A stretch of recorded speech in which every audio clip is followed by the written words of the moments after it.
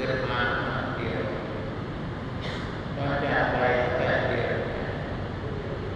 ไม่มีอะไรติดตัวไปได้นอกจากสิ่งที่ทำเวทการมาจากแต่ขึ้นมาตรงนี้ดังนี้นะโมตัสสะภะคะวะโตอะระหะโตสัมมาสัมพุทธัสสะนะโมตัสสะภะคะวะโตอะระหะโตสัมมาสัมพุทธัสสะนะโมตัสสะภะคะวะโตอะระหะโตสัมมาสัมพุทธัสสะโยจะเสนันจะปัญญัญจะสุตตันจะกัตติปัสสติอาภินัง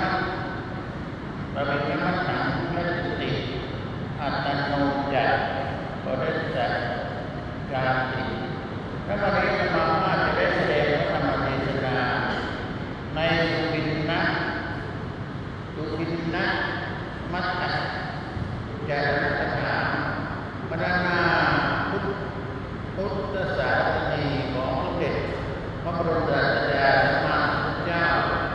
ว่าด้วยพระพุทธให้สำเร็จประโยชน์ได้ทั้งสองฝ่ายไว้เป็นเครื่องอบรมบ่มเพาะนิสัยปัญญา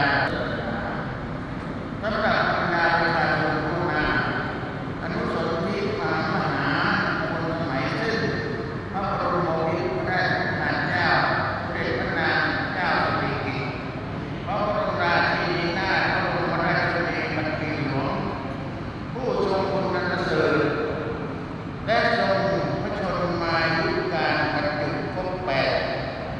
พรรษาบริบูรณ์ในวันที่